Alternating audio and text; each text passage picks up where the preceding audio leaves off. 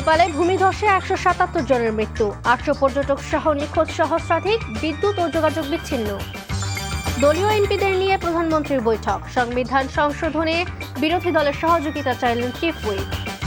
জাতীয় কবির 50তম মৃত্যুবার্ষিকী, সমাধিতে শ্রদ্ধা, গণতান্ত্রিক সমাজ প্রতিষ্ঠার প্রেরণা বললেন রিজভী।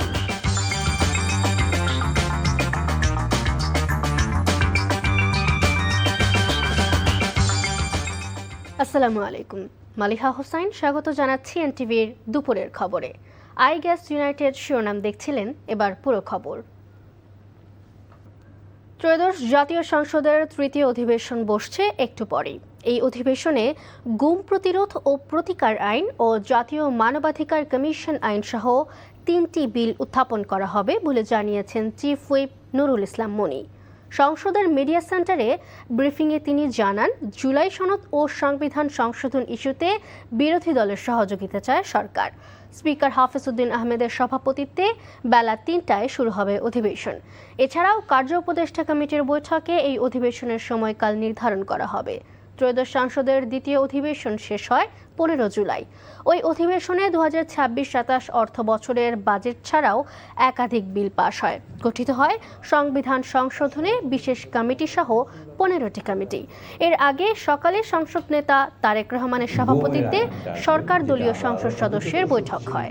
প্রয়োজনীয় পরিবর্তন করে এনে আমরা আজকে বিরোধী দল থেকে বলা হয়েছিল এই কুমার আলোর মুখ দেখবে না, মানে এইসব বিল, এই যে বিল আসা শুরু করেছে মানবাধিকারের বিল, সেটাও আমরা বিদেশিদের সাথে বসছি। আমরা 16 জন ইউরোপিয়ান ইউনিয়ন এবং আমেরিকান অ্যাম্বাসেডার বিভিন্ন জায়গা থেকে এবং আমাদের ডেভেলপমেন্ট পার্টনার্স তাদের সাথে বসে তাদের একটা সাজেশন নিয়ে সবাই মিলে, এবং কারোর প্রতি কোনো অবিচার নয়, রিয়েল আইনে যা হয় তাই যেন সকলের প্রতি হয়, সেই হিসেব করে আমরা সেই বিলটা এনেছি।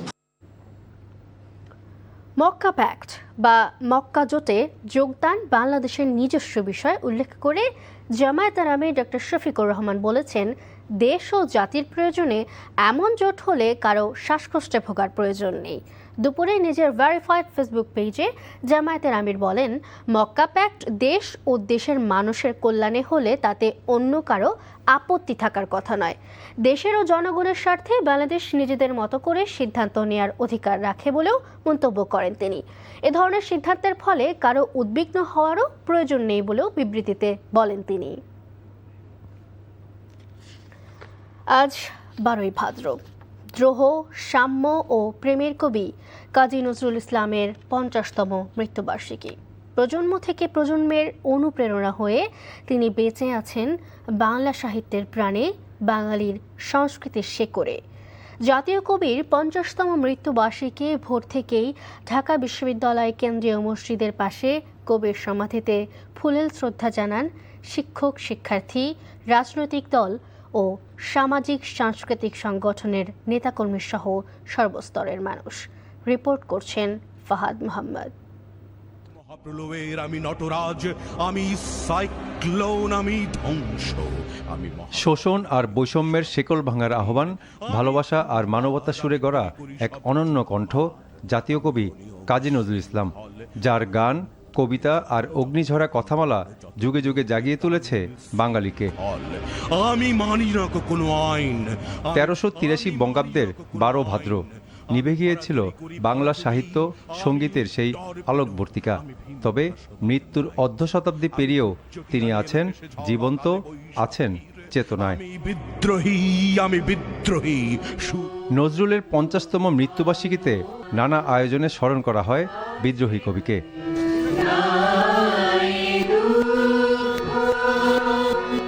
তার সৃষ্টকর্ম বিশ্বের কাছে পৌঁছাতে বিভিন্ন ভাষায় অনুবাদ করার আহ্বান জানান নজরুল প্রেমীরা। শুধু দুটো দিন না, আমরা প্রতিটা বছরে প্রতিটা দিনই আমাদের হৃদয়ে থাকে কবি। তিনি রূপায়ণ করতে পেরেছিলেন তার গল্প, উপন্যাস, কবিতা এবং গানের মাধ্যমে। শ্রদ্ধা জানাতে এসে বিএনপির ভারপ্রাপ্ত মহাসচিব রুহুল কবির রিজভী বলেন, উন্নত ও গণতান্ত্রিক সমাজ প্রতিষ্ঠার প্রেরণার উৎস কাজী নজরুল ইসলাম। যত পরেই নিপীড়নের খড়গ হোক, সেই খড়গকে সমূলে উৎপাটিত করে সেটিকে ভেঙে রাস্তায় নামতে এবং অন্যায়কে দূরীভূত করে ন্যায় প্রতিষ্ঠিত করতে কাজী নজরুল ইসলামই হচ্ছে আমাদের প্রধান অনুপ্রেরণার উৎস। বৈষম্যের বিরুদ্ধে উচ্চকণ্ঠ থাকা শুধু নজরুল কথাই নয়, কাজেও দেখিয়েছেন বলে জানান ঢাকা বিশ্ববিদ্যালয়ের উপাচার্য। ব্রিটিশ বিরোধী আন্দোলনে তার অবদান, সে অবদান স্বাধীনতাকামী মানুষ একজন, মুক্তিকামী মানুষ একজন, সাম্যের মানুষ একজন, একজন ন্যায় বিচারের মানুষ একজন, সেই ব্যাপারটি তার কাজের মধ্যে ফুটে উঠেছে। মৃত্যুর 50 বছর পেরিয়ে গেলেও প্রতিদিনই নজরুলের অদৃশ্য উপস্থিতি বাঙালির মনে। বিদ্রোহী কবিতায় আজও প্রেরণা হয়ে আছেন সাহসী উচ্চারণে, মানবতার বাণীতে আর ন্যায্যের লড়াইয়ে। Fahad Mohammad, NTV news, Dhaka.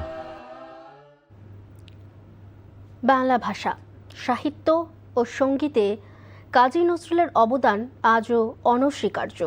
মৃত্যুর এত বছর পর আজও তিনি আমাদের সমাজ ও রাষ্ট্রীয় জীবনে অফুরান প্রেরণার উৎস। সমাজে ধর্মে ধর্মে বিভেদ থাকলেও তার সাহিত্য সাধনার মূল উপজীব্য সব ধর্ম ও মতের মানুষের মিলন ও মুক্তি। এইচ.এম. মেহেদী হাসানের রিপোর্ট। প্রিয় আমারে দিব না ভুলিতে। জাতীয় কবি কাজী নজরুল ইসলাম। বাংলা সাহিত্যে ধূমকেতুর মতো আবির্ভাব হয়েছিল তার। বিদ্রোহী কবি অভিধা তাকে প্রিয়তার শীর্ষে নিয়ে গেলেও তার রচনার বিশাল অংশ জুড়ে আছে সাম্যবাদী চেতনা। দিব না দ্রোহ বলি, বিদ্রোহের কবি বলি। এই বিদ্রোহ সেই বিদ্রোহ নয়, এই বিদ্রোহ হচ্ছে উঠে দাঁড়াও, শক্ত হও। সঙ্গীতে তিনি বিশেষ অবদান রেখেছেন। তিনি নিজেই নিজের অভিভাষণে বলে গেছেন। কুলি মজুর কবিতায় বলছেন, আসিতেছে শুভ দিন, দিনে দিনে বহু বাড়ি আছে দেনা, শুধিতে হইবে ঋণ। এখানে কিন্তু একটা সমাজতান্ত্রিক বোধ তার মধ্যে কাজ করেছে। খোদা এই গরিবের সম্প্রীতির বন্ধনে তিনি বাঁধতে চেয়েছেন সব ধর্মমতের মানুষ। একদিকে রচনা করেছেন ইসলামী সঙ্গীত, অন্যদিকে রচনা করেছেন শ্যামা সঙ্গীত। চেষ্টা করেছেন তৎকালীন হিন্দু মুসলিমের গালাগালিকে গলাগলিতে পরিণত করার। তিনি একই সাথে লিখে গেছেন শ্যামা সঙ্গীত। সেই মানুষটি মুসলিম জাগরণের কথা লিখে গেছেন অত্যন্ত সফলতার সাথে। একই বৃন্তে দুটি কুসুম, হিন্দু মুসলমান, অসাম্প্রদায়িক একটা খুব গভীর চিন্তা। এবং তিনি বলছেন, হিন্দু নয় মুসলিম ওই জিজ্ঞাসা কাণ্ড। কালো মেয়ের পায়ের তলায় সমাজ রাষ্ট্রের ক্রান্তিকালে নজরুল ধরা দেন প্রেরণা হয়ে। তাই দেহগত নজরুল না থাকলেও ধ্রুবতারা হয়ে তিনি পথ দেখান জাতিকে। নাচন, এমন সব বাণী, এমন সব বক্তব্য জীবনের সাথে জড়িয়ে লিখে দিয়ে গেছেন, আমাদেরকে পথ দেখিয়ে গেছেন। যখনই আপনি কোনো সংকটে পড়ছেন, দুঃসময় হচ্ছে, তখনই আপনি যা খুঁজছেন যে মানুষের গান, যে মানুষের কবিতা, সে হচ্ছে নজরুল।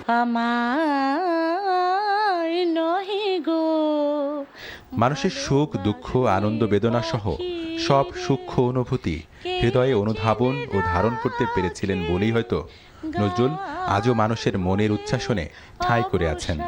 প্রয়াণের এই দিনে সেই কবির প্রতি রইল প্রাণের প্রণতি। ভালোবাসো মোর গান। এইচ.এম. মেহেদী হাসান, এনটিভি নিউজ, ঢাকা।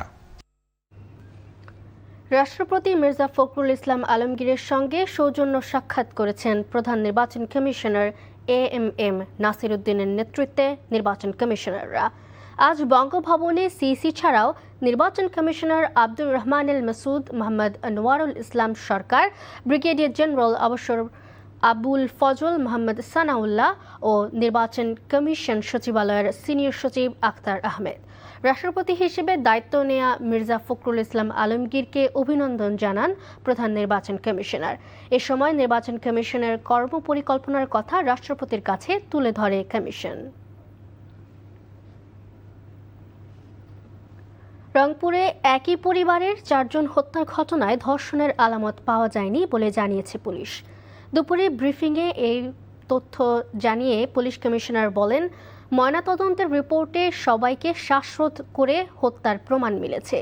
নিহতদের শরীরে ধর্ষণের আলামত সংক্রান্ত ডোমের বক্তব্য ভিত্তিহীন বলেও জানান তিনি।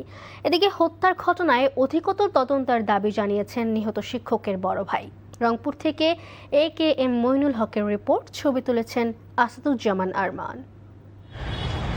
মানে কি পাইছেন কি এমনিতে আমাদের বীর্য ছিল মানে কোনটার মধ্যে মেয়েটা মানে যেটা মেয়েটা তো তারা ধর্ষণ হয়েছে পুরো আল্লাহ বলা যাবে না যে কি হয়েছে কি না হয়েছে, কিন্তু দুইটা মায়ের বেটির দুইটা স্বভাব রাখা হয়েছে। মেয়েটা তো ধর্ষণ হয়েছে, ডাক্তার কি মানা করতেছে কেন কি তা বলতে পারলাম না, এখন ডাক্তার জানে আর রিপোর্ট জানে। এ বক্তব্যের পর রংপুরে মা মেয়ে সহ একই পরিবারের 4 জনকে হত্যার ঘটনায় নতুন আলোচনার জন্ম দিয়েছে। সংবাদ সম্মেলনে পুলিশ কমিশনার জানান, ময়নাতদন্ত রিপোর্টেই তদন্তে প্রাধান্য পাবে। ময়নাতদন্তের যে রিপোর্ট এসেছে সেই রিপোর্টে 4 জনকে শ্বাসরোধ করে হত্যার বিষয়টা ময়নাতদন্তে প্রমাণিত হয়েছে। আর যে 2 জন নারী ভিকটিম আছেন ওনাদের ভেজাইনাল সোয়াব নেওয়া হয়েছিল, কোনো ধর্ষণের আলামত পাওয়া যায় নাই। এদিকে তড়িঘড়ি করে আসামিদের কারাগারে পাঠানোর সমালোচনা করেছেন মামলার বাদী ও নিহত শিক্ষক গণপতি চক্রবর্তীর ভাই। যে 2 জন আসামির কথা বলা হয়েছে ধরা পড়ছে, এই 2 জনে এত বড় হত্যাকাণ্ড সংগঠিত করা সম্ভব নয়। এর পিছনে আরো বড় বড় কারণ আছে, সেইগুলো খুঁজি বাইর করার জন্য আমি প্রশাসনের দৃষ্টি আকর্ষণ করছি। নিহত শিক্ষকের সাবেক কর্মস্থল রংপুর জেলা স্কুলের শিক্ষক শিক্ষার্থীরা গত কয়েকদিন ধরে আন্দোলন করছে। সুশাসনের জন্য নাগরিক সুজন সহ বিভিন্ন সামাজিক সংগঠনও হত্যাকাণ্ডের প্রকৃত ঘটনা উন্মোচনের দাবি তুলেছেন। AKM Moinul Haque, NTV news, Rangpur. দেশে চলমান নানা সংকট নিরসন করে জনগণের আকাঙ্ক্ষা বাস্তবায়ন করা হবে বলে জানিয়েছেন প্রধানমন্ত্রীর উপদেষ্টা ও বিএনপির স্থায়ী কমিটির সদস্য নজরুল ইসলাম খান। জাতীয় প্রেস ক্লাবের সাবেক প্রধানমন্ত্রী ও জাতীয় পার্টির সাবেক চেয়ারম্যান কাজী জাফর আহমেদের 10ম মৃত্যুবার্ষিকী স্মরণ সভায় তিনি একথা বলেন। নজরুল ইসলাম খান আরও জানান, দেশের বর্তমান পরিস্থিতি ও সংকট মোকাবেলায় সরকার প্রতিশ্রুতিবদ্ধ। নির্বাচনী প্রতিশ্রুতির আলোকে খুব শীঘ্রই এসব সমস্যার সমাধান করে জনগণের প্রত্যাশা পূরণ করা হবে বলেও আশ্বস্ত করেন তিনি। এছাড়া জনগণের প্রয়োজনে যে কোনো পক্ষের পরামর্শ নিতে সরকার প্রস্তুত বলে জানান তিনি। দিনাজপুর জেলা মোটর শ্রমিক ইউনিয়নের সাবেক যুগ্ম সাধারণ সম্পাদক ও কার্যক্রম নিষিদ্ধ আওয়ামী লীগ নেতা শেখ বাদশাকে আটকের প্রতিবাদে প্রধান গেটে বাস দিয়ে ব্যারিকেড দিয়ে থানা ঘেরাও করেছে শ্রমিকরা। এছাড়াও দিনাজপুর জেলার 10 মাইল মোড়, মির্জাপুর কেন্দ্রীয় বাস টার্মিনাল, বটতলী, সাধনার মোড় সহ বিভিন্ন জায়গায় রাস্তার উপরে বাস আড়াআড়ি করে রেখে বাদশার মুক্তির দাবিতে বিক্ষোভ করেছে শ্রমিকরা। এতে দিনাজপুর জেলার সঙ্গে আন্তঃজেলার সকল রুট ও ঢাকাগামী বাস চলাচল বন্ধ রয়েছে। বাদশার বিরুদ্ধে রাজনৈতিক একাধিক মামলা থাকায় গতরাতে তাকে আটক করে গোয়েন্দা পুলিশ। আটকের প্রতিবাদে সকালে কোতোয়ালি থানা গেটের সামনে সংঘর্ষ হয়। এতে কমপক্ষে 5 জন শ্রমিক আহত হয়। এদের মধ্যে 4 জনকে দিনাজপুর মেডিকেল কলেজ হাসপাতালে ভর্তি করা হয়েছে। বিদ্যুৎ সংকট সমাধানে গ্রাহককে উৎপাদকে পরিণত করতে হবে। এই জন্য বাড়ির ছাদে সৌর বিদ্যুৎ প্যানেল স্থাপনের তাগিদ দিয়েছেন প্রধানমন্ত্রীর অর্থ ও পরিকল্পনা উপদেষ্টা ডক্টর রাশেদ আল মাহমুদ তিতুমির। দুপুরে রাজধানীর সেরডাপ মিলনায়তনে আয়োজিত সেমিনারে তিনি বলেন, দেশকে অস্থিতিশীল করতে একটি পক্ষ বারবার উস্কানি দেবার চেষ্টা করছে। তিনি আরও জানান, চিকিৎসা খাতের উন্নয়নে ধাপে ধাপে আগামী 5 বছরে স্বাস্থ্য বাজেট জিডিপির 5% নেওয়ার পরিকল্পনা নেওয়া হয়েছে। উপদেষ্টা আরও জানান, পিছিয়ে পড়া নারীদের অধিকার নিশ্চিত করতে নারীদেরকেই এগিয়ে আসতে হবে। তবে নারীদের জন্য সমমর্যাদার দেশ গড়ে তুলতে বিএনপি সরকার আন্তরিক বলে জানান তিনি জানান, গ্রামের মানুষের জীবনমান উন্নয়নে 1 গ্রাম 1 পণ্য উৎপাদন নীতিতে আগাতে চায় সরকার। ফুটপাথ দখল করে অবৈধ স্থাপনা ও দোকানপাটের বিরুদ্ধে উচ্ছেদ অভিযান চালিয়েছে ঢাকা দক্ষিণ সিটি কর্পোরেশন। বৃহস্পতিবার সকালে দক্ষিণ সিটির নির্বাহী ম্যাজিস্ট্রেটের নেতৃত্বে অভিযান চালানো হয়। রাজধানীর সেগুনবাগিচা এলাকা সড়কে অবৈধ স্থাপনা উচ্ছেদ করে দক্ষিণ সিটির উচ্ছেদ কর্মীরা। এ সময় বেশ কিছু টং দোকান ও ফুটপাথের ওপর আসবাবপত্রের অস্থায়ী দোকান ভেঙে দেওয়া হয়। উচ্ছেদ অভিযান নিজে উপস্থিত থেকে পর্যবেক্ষণ করেন ঢাকা দক্ষিণ সিটির প্রশাসক আব্দুস সালাম। তিনি বলেন, গণবিজ্ঞপ্তির মাধ্যমে ফুটপাত থেকে হকারদের সরে যেতে বলা হলেও তারা অবৈধভাবে ফুটপাত দখল করে ব্যবসা চালিয়ে যাচ্ছেন। অবৈধ এসব দোকানের বিরুদ্ধে সামনে আরও কঠোর ব্যবস্থা নেওয়ার কথা জানান তিনি। তবে ক্ষতিগ্রস্ত ফুটপাথের দোকানিদের দাবি, তাদেরকে কোনো নোটিশ প্রদান করেনি কর্তৃপক্ষ। 2028-এর 5 জুন থেকে শুরু হবে 9/11-এর হামলার মাস্টারমাইন্ড হিসেবে পরিচিত খালিদ শেখ মোহাম্মদের বিচার। বুধবার লিখিত আদেশে সামরিক আদালতের বিচারক lieutenant colonel Michael S Krama এই তথ্য নিশ্চিত করেছেন। বিচারক বলেছেন, আগামী বছর 1 জানুয়ারি থেকে বিচার কার্যক্রম শুরু করার পরিকল্পনা থাকলেও বিচারে কোন কোন সাক্ষ্য প্রমাণ উপস্থাপন করা যাবে তা নিয়ে মতবিরোধ এবং বিচার পূর্ববর্তী বিবাদ নিষ্পত্তির জন্য অতিরিক্ত সময় প্রয়োজন। যুক্তরাষ্ট্রের ইতিহাসে সবচেয়ে ভয়াবহ সন্ত্রাসী হামলার ঘটনা ঘটেছিল 2001 সালের 11 সেপ্টেম্বর, যা 9/11 নামে পরিচিতি পায়। খবর শেষ করছি, যাবার আগে আইগেস ইউনাইটেড শিরোনামগুলো জানাবো আরও একবার। দলীয় এমপিদের নিয়ে প্রধানমন্ত্রীর বৈঠক, সংবিধান সংশোধনে বিরোধী দলের সহযোগিতা চাইলেন চিফ হুইপ। জাতীয় কবির 50তম মৃত্যুবার্ষিকী সমাধিতে শ্রদ্ধা, গণতান্ত্রিক সমাজ প্রতিষ্ঠার প্রেরণা বললেন রিজভী। এই ছিল দুপুরের খবরে। এই খবরের ভিডিও সহ আপডেট জানতে ভিজিট করুন এনটিভি অনলাইন www.ntvpd.com। এছাড়াও এনটিভির জনপ্রিয় সব অনুষ্ঠান ও খবরের আপডেট জানতে ভিজিট করুন আমাদের ইউটিউব ও ভেরিফাইড ফেসবুক পেজ। 5টায় দেশের খবর দেখার আমন্ত্রণ রইল। ধন্যবাদ সবাইকে।